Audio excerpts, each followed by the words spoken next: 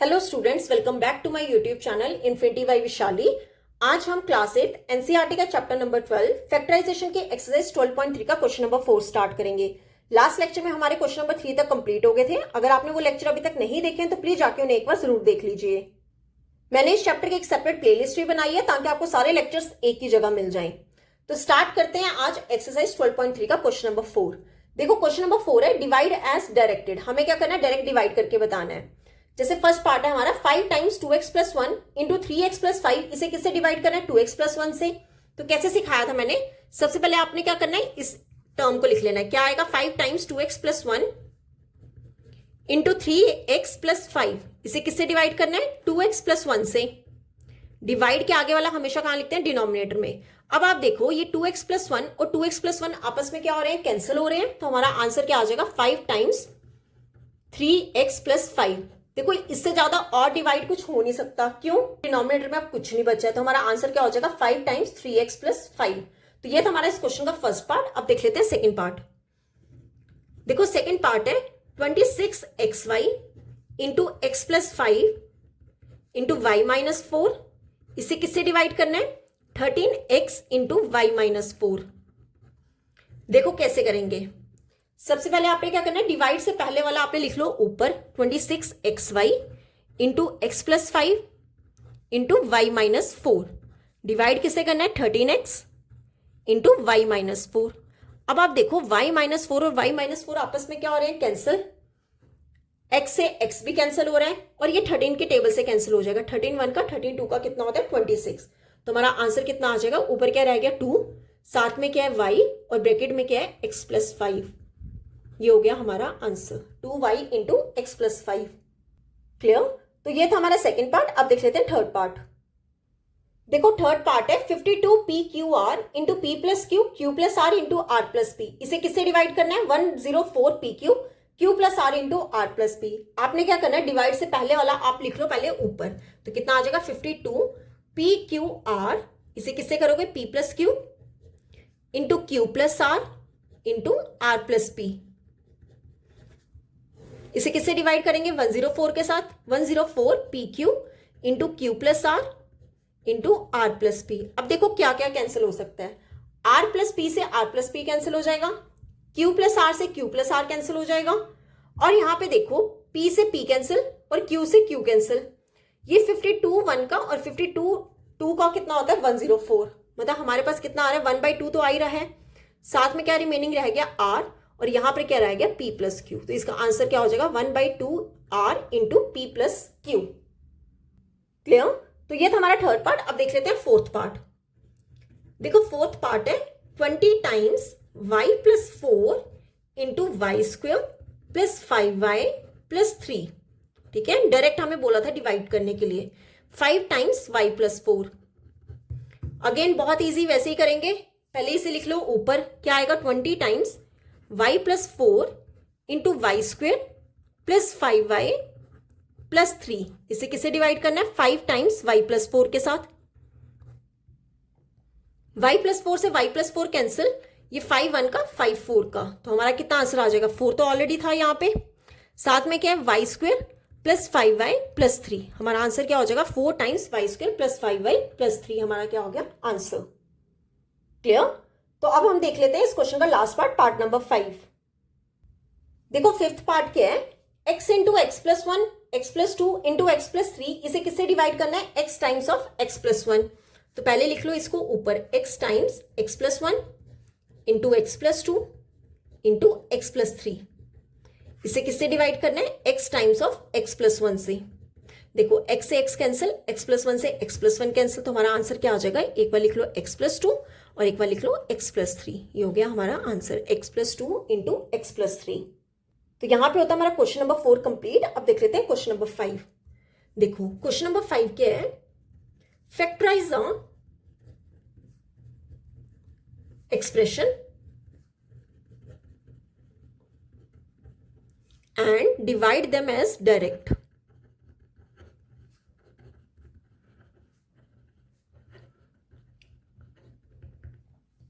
देखो question number 4 पे क्या था कि हमें डायरेक्ट डिवाइड करने को बोला था। अब क्वेश्चन नंबर 5 पे क्या है कि हमें जो एक्सप्रेशन दिया गया होगा, पहले हमें उसे क्या करना है, फैक्टराइज करना है। देन हमें क्या करना है, डिवाइड करना है। अब देखो जैसे फर्स्ट पार्ट है y² प्लस 7y प्लस 10, इसे किससे डिवाइड करना है हमें, y+5 से। ठीक है, अब देखो यहां पे y² प्लस 7y प्लस 10, यहां पे पहली तो चीज हमारा कोई कॉमन नहीं आ रहा है ना, तो यहाँ पे रीग्रुपिंग टर्म्स हो रही है, क्यों, क्योंकि उसके लिए कितने चाहिए होती है टर्म्स, 4 टर्म्स, और ना ही यहाँ पे कोई आइडेंटिटी यूज हो रही है। क्यों नहीं हो रही, क्योंकि ये y का स्क्वायर है और 10 जो है वो किसी का स्क्वायर नहीं होता। तो हमारे पास यहाँ पर कौन सा मेथड यूज होगा, स्प्लिटिंग मेथड, कि हम मिडिल टर्म को क्या करेंगे, स्प्लिट करेंगे। तो सबसे पहले हम क्या करेंगे, y² प्लस 7y प्लस 10 को हम क्या करेंगे, सॉल्व करेंगे बाय मिडिल टर्म स्प्लिट करके। अब देखो हम क्या करते थे, 1 और 10 का मल्टीपल करते थे। ठीक है, यहां पे देखो 1 और 10 का मल्टीपल करो, कितना आ जाएगा, 10। 10 को स्प्लिट करना है हमें कि हमारे पास +7 आ जाए। ठीक है, मिडिल टर्म हमारे पास क्या आ जाए, +7 आ जाए। तो कैसे कर सकते हैं, 2 और 5 का क्या करें, मल्टीपल। 2 5 का क्या होता है 10, और 2 + 5 करें तो कितना आ जाएगा 7। मतलब y² प्लस 7y प्लस 10 को हम कैसे लिख सकते हैं, y² को वैसे रहने दो और 10 को भी ऐसे रहने दो, साथ में क्या आ जाएगा 2y प्लस 5y। अब क्या करो, 2 2 का पेयर्स बना लो, यहां से क्या कॉमन आ जाएगा, y कॉमन आ जाएगा, ब्रैकेट में क्या आएगा y+2। अब 5 और 10 में से क्या कॉमन आ जाएगा 5, और यहां पर क्या आ जाएगा y+2। अब देखो ब्रैकेट वाली टर्म्स क्या आ रही है, सेम आ रही है, मतलब हमने जो मिडिल टर्म स्प्लिट की है वो बिल्कुल ठीक है। y+2 निकाल लो कॉमन, और यहाँ रिमेनिंग क्या रह गया y+5। ठीक है, तो इस पूरे एक्सप्रेशन को हम कैसे लिख सकते हैं, फैक्टराइज करके y+2 इंटू y+5। इसे किससे डिवाइड करना है हमें, y+5 से। ठीक है, y+5 से y+5 आपस में कैंसिल हो गया, रिमेनिंग क्या रह गया y+2, ये हो गया हमारा आंसर। ठीक है, हमें सबसे पहले क्या करना था, एक्सप्रेशन को फैक्टराइज करना था, देन हम आगे क्या कर सकते हैं, डिवाइड कर सकते हैं। क्लियर, तो ये था हमारा फर्स्ट पार्ट। अब देख लेते हैं सेकेंड पार्ट। देखो सेकेंड पार्ट क्या है, m² माइनस 14m माइनस 32, इसे किससे डिवाइड करना है, m+2 से।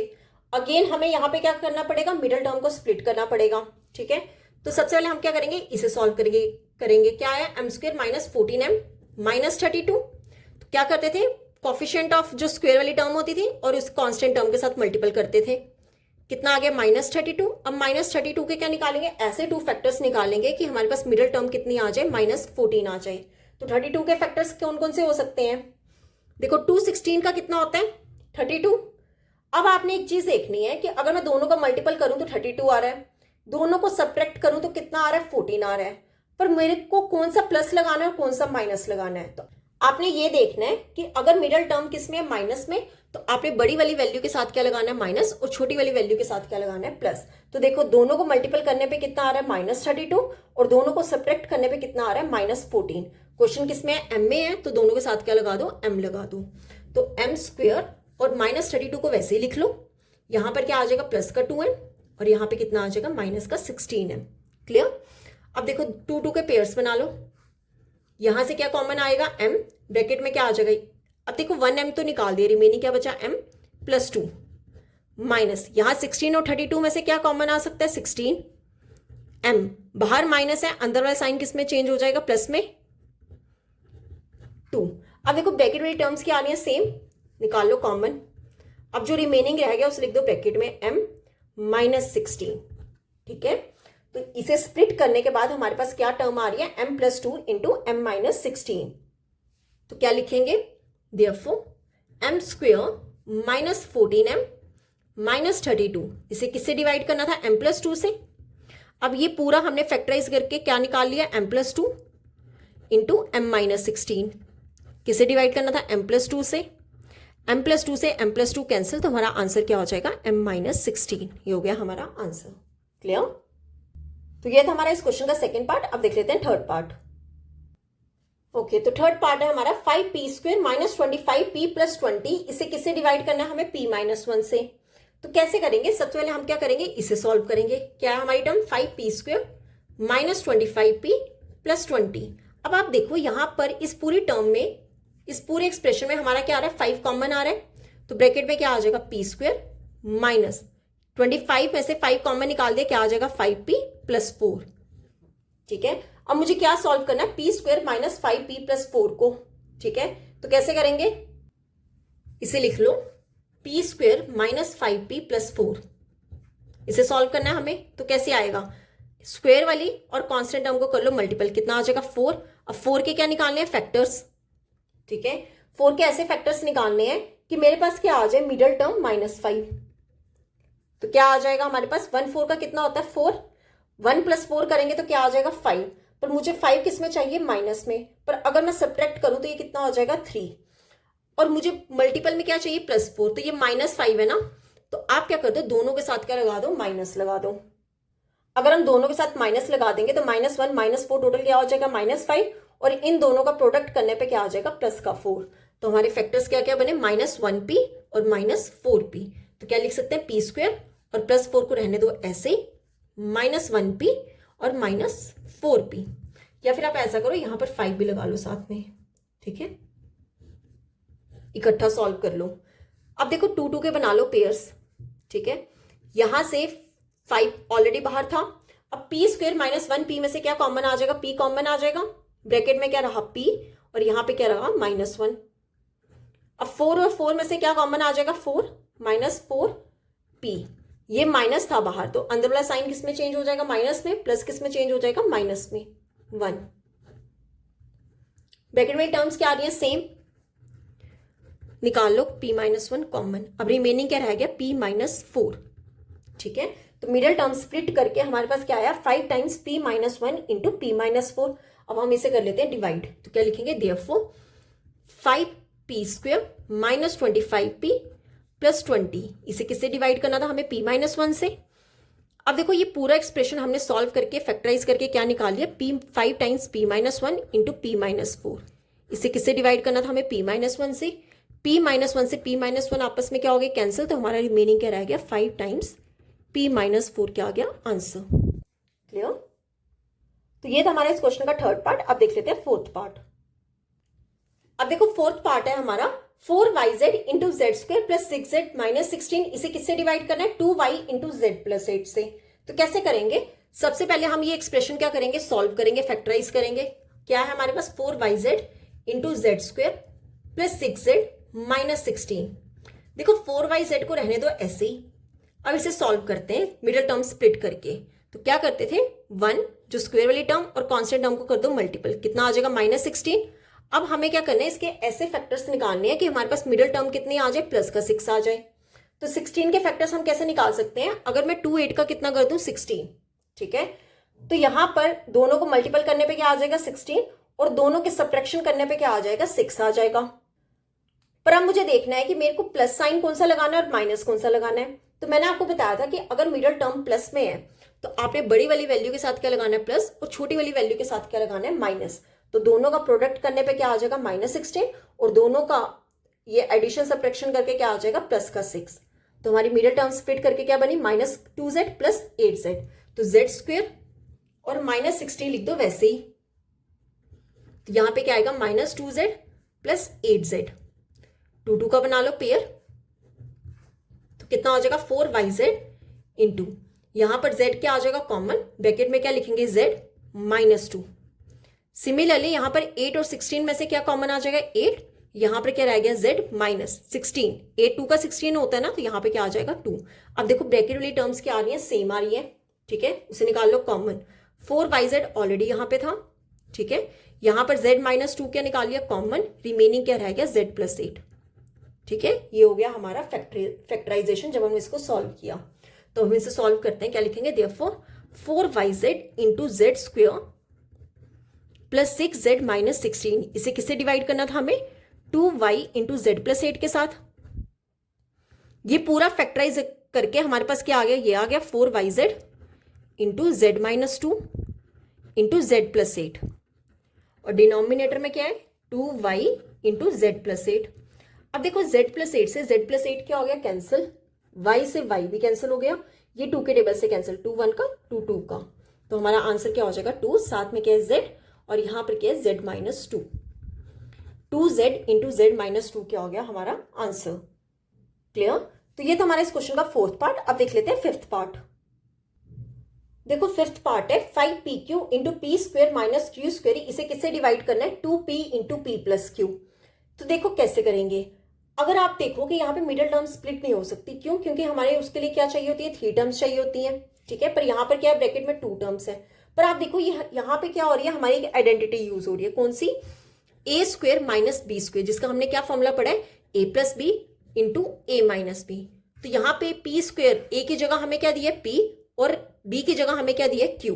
तो हमें आ रहा ये क्या बन रहा है, P square minus Q square. तो क्या फॉर्मूला हो जाएगा, P plus Q into P minus Q. तो कैसे करेंगे, सबसे पहले लिख लो ये वाला ऊपर वाला 5pq into P square minus Q square, divide के वाला नीचे लिखते थे 2p into P plus Q, ठीक है।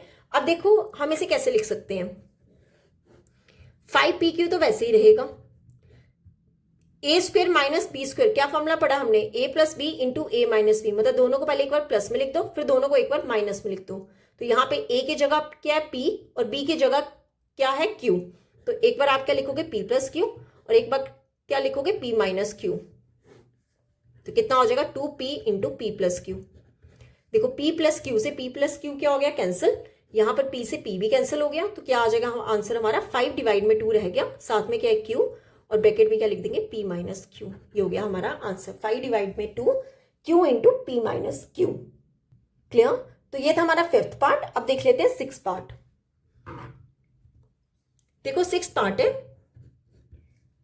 12xy into 9x square minus 16y square. इसे किससे डिवाइड करना है, 4xy into 3x plus 4y के साथ। अगेन कैसे करेंगे, यहां पे मिडिल टर्म स्प्लिट नहीं हो सकती, पर आप देखो ये x स्क्वेयर है और ये y स्क्वेयर है, 9 जो है वो 3 का स्क्वायर होता है, 16 जो है वो 4 का स्क्वायर होता है। मतलब यहाँ पे हमारी कुछ इस तरह की आइडेंटिटी बन रही है, ए स्क्वायर माइनस बी स्क्वायर। तो कैसे करेंगे, पहले लिख लो 12xy into 9x square minus 16y square. इसे हमें किसे डिवाइड करना है, 4xy into 3x plus 4y से, ठीक है। कितना आ जाएगा, 12xy को वैसे ही रहने दो, ये 9x स्क्वायर क्या होगा, 3x का whole square minus 16y square किसका होगा, 4y का होल स्क्वायर, डिवाइड कर दो 4xy into 3x plus 4y, ठीक है। अब देखो 12xy को वैसे ही रहने दो, ये क्या बना, ए स्क्वायर माइनस बी स्क्वायर, ठीक है। ये पूरा 3x क्या है a, और ये पूरा b क्या है 4y। तो दोनों को एक बार लिख दो प्लस में, 3x प्लस 4y, फिर दोनों को एक बार लिख दो सब्ट्रैक्ट करके, 3x माइनस 4y, ब्रैकेट में क्या है 4xy into 3x plus 4y। देखो 3x प्लस 4y और 3x प्लस 4y आपस में क्या हो गया, कैंसिल, x से x कैंसिल, y से y कैंसिल, ये 4 के टेबल से कैंसिल, 4 1 का 4 3 का। तो हमारा कितना आंसर आ जाएगा, 3 को यहीं पे रहने दो, साथ में क्या आ जाएगा 3x माइनस 4y। ये हो गया हमारा answer, 3 times 3x minus 4y। तो यहाँ पे होता है हमारा 6 पार्ट कंप्लीट। अब हम इस क्वेश्चन का लास्ट पार्ट और इस चैप्टर का भी लास्ट पार्ट कर लेते हैं, पार्ट नंबर 7। देखो 7th पार्ट है 39y cube into 50y square minus 98। इसे किससे डिवाइड करना है, 26y square into 5y plus 7। अब आप देखो यहाँ पे हमारा कुछ कॉमन आ सकता है, 50y स्क्वेयर माइनस 98 में से, मतलब 50 और 98 में से क्या आ सकता है, कॉमन। क्यों? क्योंकि 50 किसी का स्क्वायर नहीं होता और 98 किसी का स्क्वायर नहीं होता है। तो सबसे पहले हम क्या करते हैं, डिवाइड करके लिख लेते हैं। तो यहाँ पे क्या आएगा, 39y cube 50y square minus 98। इसे किससे डिवाइड करना हमें, 26y square into 5y plus 7। अब देखो 50 और 98 में से 39y क्यूब को वैसे ही रहने दो, 50 और 98 में से क्या कॉमन आ सकता है, 2 कॉमन आ सकता है, ठीक है। अब लगा दो ब्रैकेट, अगर मैंने यहां से 2 कॉमन निकाल दिया तो यहाँ पे क्या हो जाएगा 25। क्यों, 2 इंटू 25 कितना होता है 50, साथ में क्या y स्क्वेयर माइनस। अब देखो 98 में से भी क्या निकाला, 2 कॉमन निकाला, 2 कॉमन निकाला तो यहाँ पे क्या आ जाएगा 49, ठीक है। क्यों, 2 इंटू 49 कितना होता है 98, और डिनोमिनेटर वाला रहने दो वैसे ही, क्या आ जाएगा 26y square into 5y plus 7।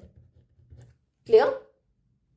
अब देखो ये 25 5 का स्क्वायर होता है, ये 49 7 का स्क्वायर होता है। अगेन अब हमारी आइडेंटिटी कौन सी लग जाएगी, ए स्क्वायर माइनस बी स्क्वायर। कैसे करेंगे, 39y क्यूब इंटू 2 को रहने दो वैसे ही, ठीक है। 25y स्क्वायर को हम कैसे लिख सकते हैं, 5y का होल स्क्वायर माइनस 49 को कैसे लिख सकते हैं, 7 का स्क्वायर। डिनोमिनेटर में लिख दो 26y² इंटू 5y प्लस 7। अब देखो क्या आइडेंटिटी लगेगी हमारी, a² माइनस b²। क्या फॉर्मूला पढ़ा हमने, a plus B into a minus B. तो यहाँ पे आपके पास a कितना है 5y और b कितना है 7। एक बार दोनों को प्लस करके लिख दो और एक बार दोनों को सब्ट्रैक्ट करके लिख दो। तो हमारे पास क्या आ जाएगा 39y³ मल्टीपल 2। एक बार दोनों को प्लस करके लिख दो और यही एक बार दोनों को सब्ट्रैक्ट करके लिख दो। और डिनोमिनेटर में क्या है 26y² प्लस 5, सॉरी प्लस नहीं मल्टीपल 5y प्लस 7। ठीक है, 5y प्लस 7 और 5y प्लस 7 क्या हो गया कैंसिल। ये 2 के टेबल से कैंसिल हो जाएगा, 2 1 का 2 13 का, 13 के टेबल से ये कैंसिल हो जाएगा, 13 3 का कितना होता है 39। ठीक है, अब देखो यहाँ पे क्या बचा 3। अब देखो y देखो, y3 और y2, 3 माइनस 2 कितना होगा 1। इसे किससे मल्टीपल करेंगे 5y माइनस 7 के साथ। तो हमारा आंसर कितना हो जाएगा 3y इंटू 5y माइनस 7। ये हो गया हमारा आंसर। क्लियर। तो यहाँ पे होता है हमारा क्वेश्चन नंबर 5 कंप्लीट और हमारा चैप्टर भी फैक्टराइजेशन यहाँ पे कंप्लीट होता है। अगर इस पूरे चैप्टर में आपको कोई भी डाउट होगा तो आप मेरे से कमेंट्स में पूछ सकते हैं, मैं उसकी एक सेपरेट वीडियो बना दूंगी। आई होप आपको वीडियो अच्छी लगी होगी। अगर आपको वीडियो अच्छी लगी है तो please like share and subscribe my channel. Thank you.